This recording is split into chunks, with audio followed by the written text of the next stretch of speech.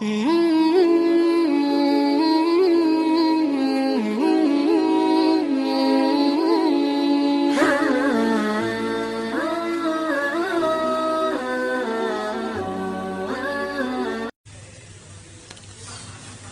hari, tokoh besar bernama Imam Hasan Al-Basri tengah berjalan di pasar kota Basrah. Datang seseorang lalu bertanya kepada beliau, "Ya Aba Ishaq," wahai Abu Ishaq, panggilan buat Imam Hasan Al-Basri. Katanya dalam Quran itu, "Ud'uni astajib lakum." Berdoalah kepadaku, aku akan jawab doamu. Mintalah kepadaku, aku akan penuhi permintaanmu. Begitu janji Allah dalam Quran. Lah kami ini, kata si orang tadi, sudah lama berdoa kepada Allah. Sudah banyak kali kami memohon kepadanya. Wah, kok sampai sekarang doa kami nggak dijawab-jawab, nggak pernah dikabulkan. Ini bagaimana? Katanya berdoa, aku kabulkan. Sudah lama kami berdoa. Kenapa nggak pernah dikabul-kabulkan? Apa doa kami salah pasang? Apa Tuhan pas kebetulan nggak dengar? Atau bagaimana ini? Imam Hasan Al-Basri senyum lalu menjawab, "Ya ahlal Basrah, hai penduduk Basrah, hatimu mati. Dari hati yang mati, bagaimana mungkin doa akan terjawab? Tidak ada getaran yang menyebabkan channel kepada Allah itu nyambung. Tidak ada. Dari hati yang mati, doa tidak mengeluarkan getaran untuk sampai kepada aras. Hatimu mati, maka doamu tidak dikabulkan." Kita renungkanlah jawaban ini. Sederhana, doa tidak didengar Tuhan. Permohonan tidak dikabulkan olehnya. Tapi kalau kita mau menukik kepada renungan yang lebih jauh, kemalangan apa yang lebih besar selain daripada kalau Allah sudah berpaling kepada kita dalam hidup ini? Permohonan tidak didengar, doa tidak dikabulkan, Allah sudah masa bodoh dengan kita. Kemana lagi langit tempat kita bernaung? Kemana lagi bumi tempat kita berpijak? Kalau Allah sudah berpaling dalam hidup ini kepada kita, itulah kemalangan yang paling besar dalam hidup ini. Sementara kita berleha-leha, menurut kita kemalangan itu kehilangan jabatan, kemalangan itu kehilangan harta benda, kemalangan itu adalah kehilangan orang yang kita sayangi. Allah berpaling dalam hidup kita, tidak pernah kita melakukan evaluasi. Nah, apa yang menyebabkan hati itu jadi mati? Sehingga tidak ada getaran yang nyambung ke aras, yang mengakibatkan Tuhan berpaling dari kita. Doa tidak lagi didengar, permohonan tidak lagi dikabulkan. Ada beberapa hal yang menyebabkan hati jadi mati, sehingga doa tidak terangkat. Imam Hasan Al-Basri menjelaskan beberapa faktor yang menyebabkan hati menjadi mati. Tidak ada lagi getaran yang mengantarkan doa ke aras, sehingga Tuhan pun berpaling. Yang pertama kata beliau, "Araftumullaha wa lam tu'tuhu haqqah." Kamu kenal Allah, tapi haknya untuk disembah, kewajibanmu untuk menyembah, tidak pernah kamu laksanakan. Bagaimana hati tidak jadi mati? Kenal. Siapa pencipta alam semesta? Allah. Siapa pencipta lautan, gunung, sungai? Allah. Siapa pencipta langit dan bumi? Allah. Siapa pengatur segala-galanya? Allah. Sholat apa tidak? Tergantung kebutuhan. Kamu kenal Allah, tapi haknya untuk disembah, kewajibanmu untuk menyembah, tidak pernah kamu laksanakan. Bukankah simpel bahwa Fatihah saja mengajarkan iyyaka na'budu wa iyyaka nasta'in? Hanya kepadamu kami menyembah dan hanya kepadamu kami mohon pertolongan. Tertibul kalimat, na'budu dulu baru nasta'in. Kalau na'budu terlaksana, nasta'innya pasti tokcer. Hanya kepadamu kami menyembah, hanya kepadamu kami mohon pertolongan. Kalau ibadah beres, pertolongan pasti datang. Doa didengar, permohonan dikabulkan, munajat pun diterima.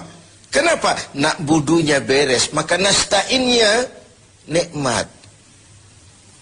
Tidak diajarkan kita iyyaka nasta'in wa iyyaka na'budu, tapi na'budu dulu, baru kemudian nasta'in. Kalau hati tidak mau mati, janganlah pengenalan kita kepada Allah tidak diiringi dengan pendekatan kita kepadanya. Bagaimana cara mendekat kepada Allah? Logika saja. Mau dekat dengan presiden, ikuti peraturan yang dibuat oleh protokolernya presiden. Mau dekat dengan gubernur, ikuti peraturan yang disusun oleh protokolnya gubernur. Tidak bisa mau dekat dengan gubernur bikin peraturan sendiri. Mau dekat dengan Allah bikin metode sendiri. Dengan jalan ngelamun, duduk madep ngidul, bengong 4-5 jam, lalu mau dekat dengan Allah. Mau dekat dengan Allah, ikuti cara yang sudah diatur oleh Allah melalui utusan-utusannya. Bukan dengan cara membuat sesuatu sendiri.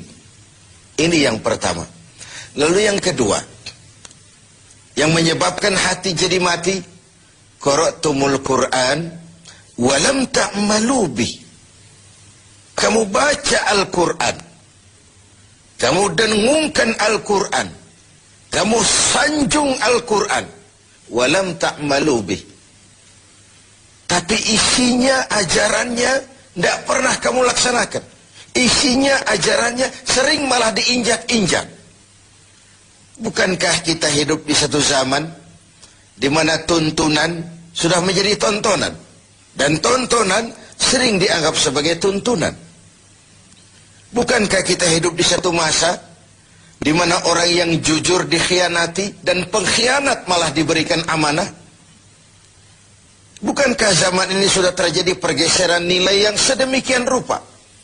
Kita baca Al-Quran, kita musabakohkan pula bacaannya, tapi isinya, ajarannya tidak pernah kita laksanakan. Bahkan nyaris sering kita injak-injak.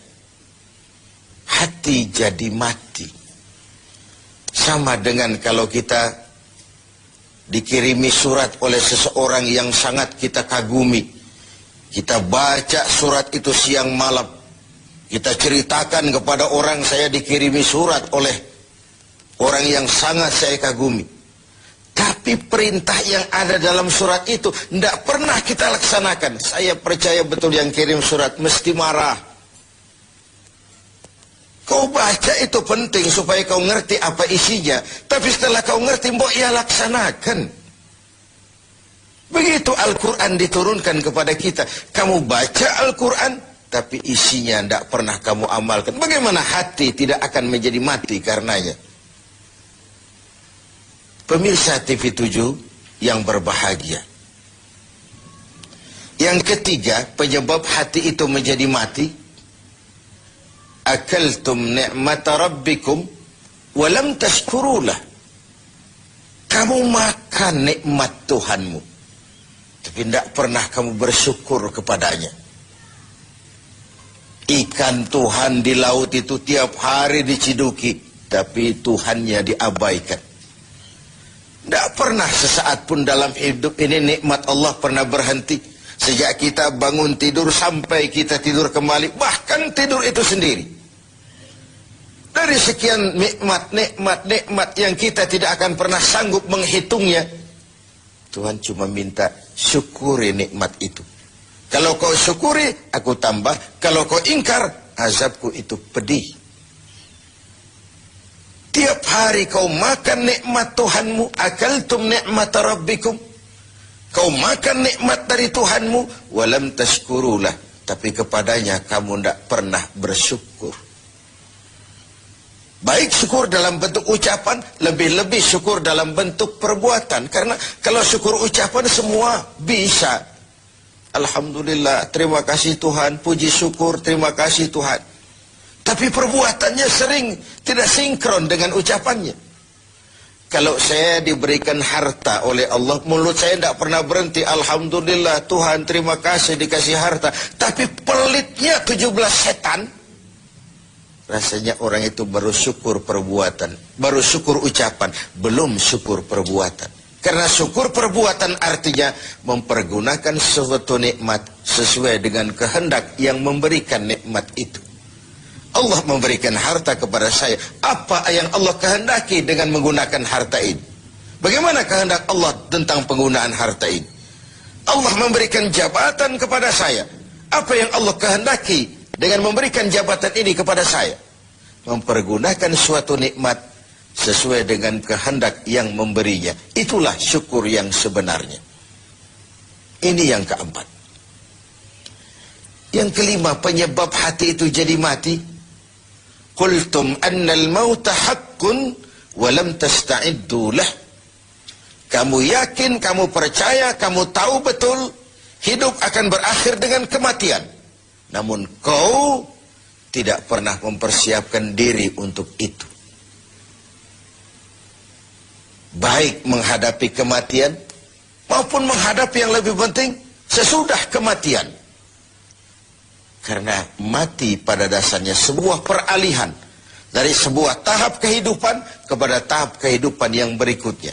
Bukan akhir. Bahkan saya lebih cenderung mengatakan mati adalah istilah yang digunakan bagi orang yang sedang hidup. Sipulan mati itu kan kata yang hidup. Yang mengalami sedang pindah ke alam lain. Jadi tidak ada alasan hidup sulit benar, mending mati habis urusan. Tidak selesai sampai di situ. Tidak selesai urusannya. Hidup terus berlanjut di alam barzah, terus berlanjut di alam mahsyar. Ini satu perjalanan panjang. Seperti kita akan berangkat keluar kota yang jauh, tentu kita harus menyiapkan bekal. Semakin jauh perjalanan, semakin banyak bekal yang kita bawa. Kalau Anda akan berangkat jauh, tidak bawa bekal berangkat juga, itu kan nekat sama namanya. Sampai ke tujuan belum tentu, sengsara di jalan sudah pasti. Kenapa? Tidak ada bekal kok berangkat. Begitulah kita sebagai manusia, hamba Allah. Perjalanan panjang, belum siap bekal, belum cukup ibadah kita, sudah datang saat kematian. Tentu artinya belum punya bekal sudah berangkat. Alamat sengsara di jalan karena bekal tidak ada. Inilah Ramadan di mana kita antara lain menyiapkan bekal-bekal untuk menghadapi hidup sesudah kehidupan yang